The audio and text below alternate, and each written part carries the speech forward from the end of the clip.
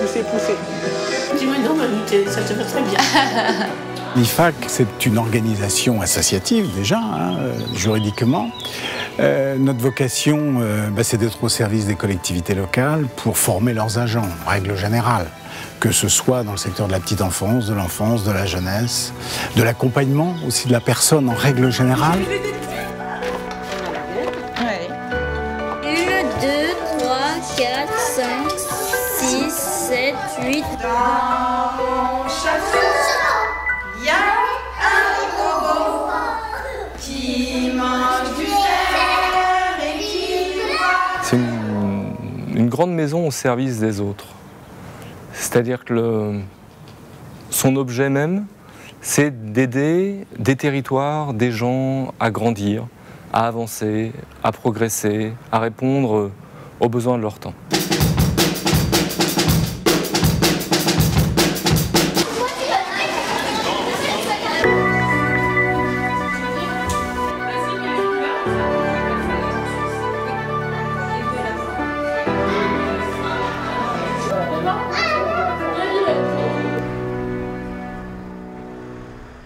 Forcément, quand on est élu, on se retrouve face à des problématiques qu'il faut résoudre, des besoins auxquels il faut répondre.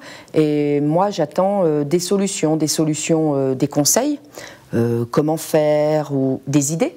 Le conseil, c'est aussi des idées, puisqu'ils ont de l'expérience en France entière. Le vrai objectif, c'est, comme l'épanouissement de l'individu qu'on a en face de nous, c'est l'épanouissement et le fait que la collectivité se sente bien avec les propositions qu'on lui a faites. Tout doucement. Ouais, bravo. Encore. Cette entreprise, elle repose sur de la formation, de l'animation et du conseil. Caroline va te le faire. Non, mais il est là-bas. Oui, là c'est fini. La rivière. Animer, c'est donner la vie. Donc c'est créer un univers, des conditions qui vont permettre aux jeunes, aux moins jeunes, à la personne âgée, d'évoluer dans un environnement et de progresser dans cette évolution-là. Voilà, on est des petits architectes de l'éducation, de la pédagogie. Il n'y a pas de plan tout fait. Il y a un plan en fonction du besoin entendu de celui qui est en face de nous. C'est tout compris là? J'étais pas là. Mes parents non plus d'ailleurs.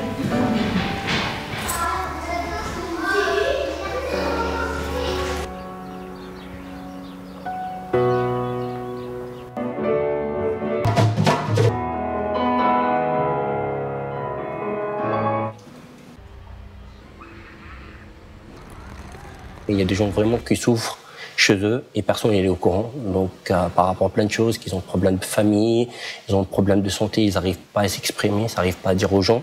Au moment où on gagne leur confiance, après on est au courant de presque de tout, de leur vie. J'essaie de l'orienter pour voir le psy ou aller voir en fait une assistance sociale ou j'essaie de me renseigner auprès de la direction pour l'orienter à gauche ou à droite, ce qu'il faut faire.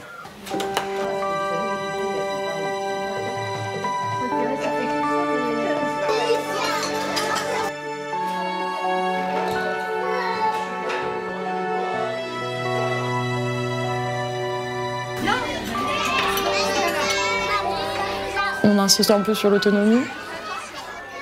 On supervise un peu ce qu'ils font, mais par exemple, quand on fait des activités peinture, ils savent très bien faire, ils servent eux-mêmes, on les pousse à grandir. Je suis pas sûre du tout, vu la tête de ta salade.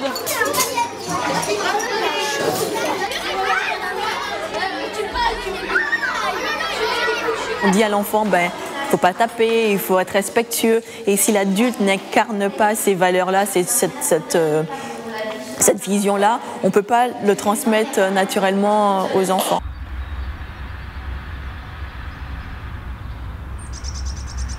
Nous avons fait le choix, beaucoup plus compliqué finalement, d'être adogmatique.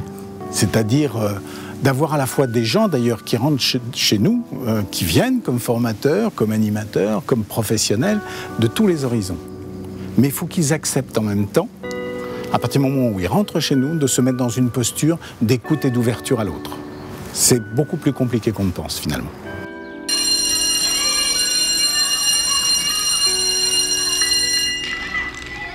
Nos valeurs reposent autour de cette croyance dans la perfection de l'individu.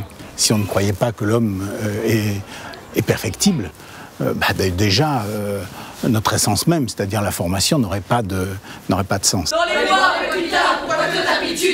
Tu m'épies sans pitié. C'est pitié de mes pieds, Pépita, pourrais-tu te passer?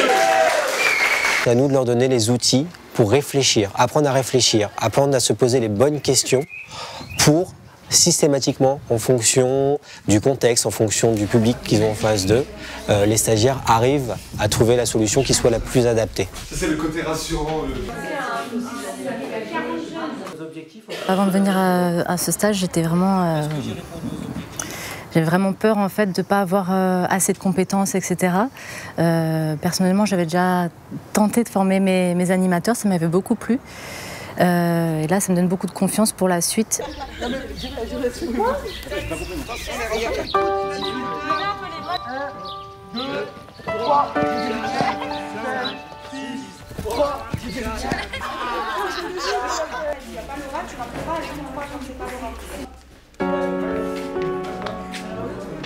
Si vous tombez sur le livre.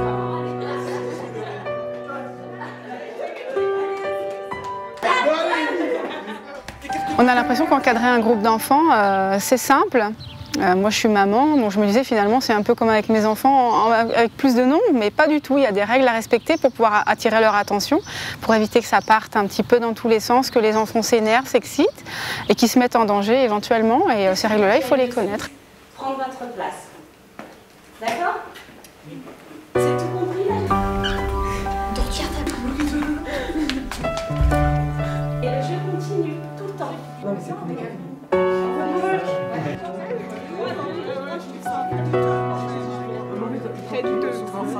L'état d'esprit du départ, c'était l'état d'esprit des pionniers. On y croyait. On voulait faire mieux que les autres.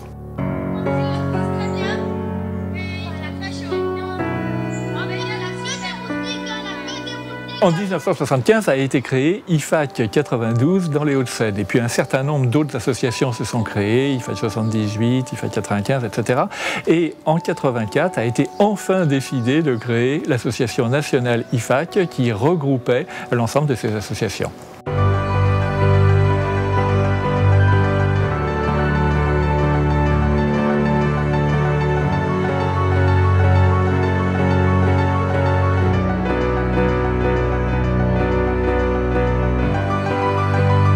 Il y a un lien de l'IFAC avec les années 68. Il y a eu un gros moment d'ouverture, de volonté d'aller dans le sens de la liberté, du développement personnel, mais il y avait certainement un besoin aussi de proposer des cadres éducatifs où on sait équilibrer d'un côté tout ce qui est de l'ordre du lien, d'un autre côté tout ce qui est de l'ordre de la loi, c'est-à-dire en d'autres termes, comme disent certains auteurs, pour grandir, un enfant a besoin d'amour et de normes.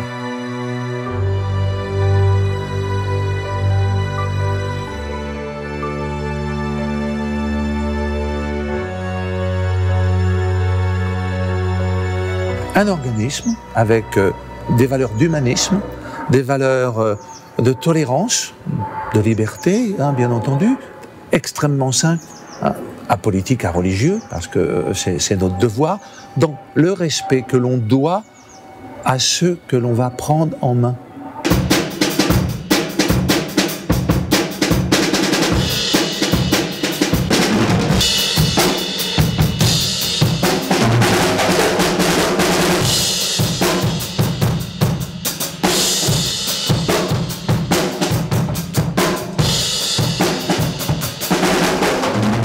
C'est pas froid quand on dit que l'IFAC c'est aussi une boîte faite de techniciens, c'est surtout pour dire qu'on n'est pas dans un dogme politique, dans un dogme idéologique.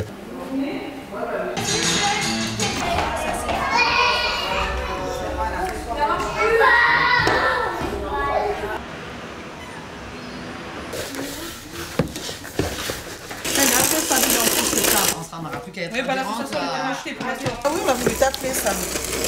Donc on m'a dit ouais, je te jure. Il nous pousse à faire des choses sur lesquelles ils sentent qu'il y a quelque chose d'exploitable. Et je me retrouve animatrice et c'est une véritable bouée. Parce que du coup, je sors de mon côté administratif, je vais à la rencontre des gens.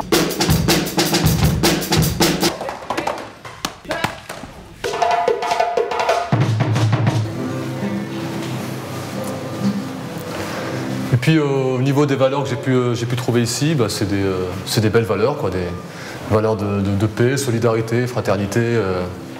En gros, qui que tu sois, d'où que tu viennes, on peut faire des choses sympas. En tout cas, c'est comme ça que je perçois les choses. Et je ne suis pas mécontent de ça, ça me correspond tout à fait. Voilà.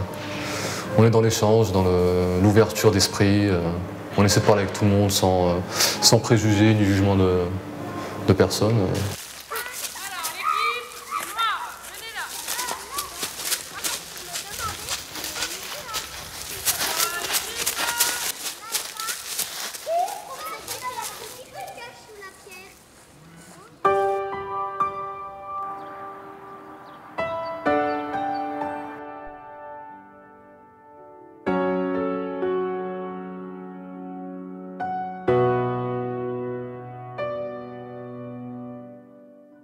On ne peut pas dire aujourd'hui qu'on soit vraiment préoccupé de nos anciens, qui certes ont plus des besoins culturels, mais qui au fur et à mesure de leur vieillissement ont aussi besoin d'une autre forme d'accompagnement. Donc une partie en tout cas de notre développement sera vers ces publics et aussi vers des publics qui sont en souffrance, parce qu'il nous faut aussi nous préoccuper de tous ces gens, de tous ces individus qui ont besoin de nous, qui ont besoin d'une société plus chaleureuse et en tout cas plus bienveillante qu'elle n'est aujourd'hui.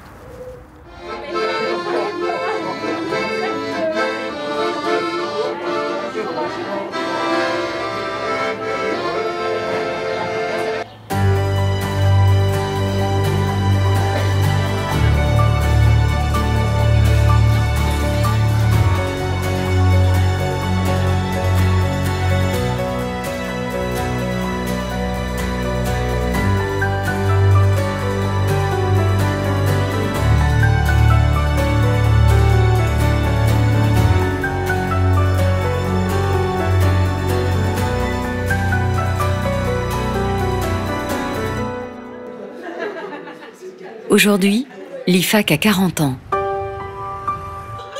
Célébrons cet instant.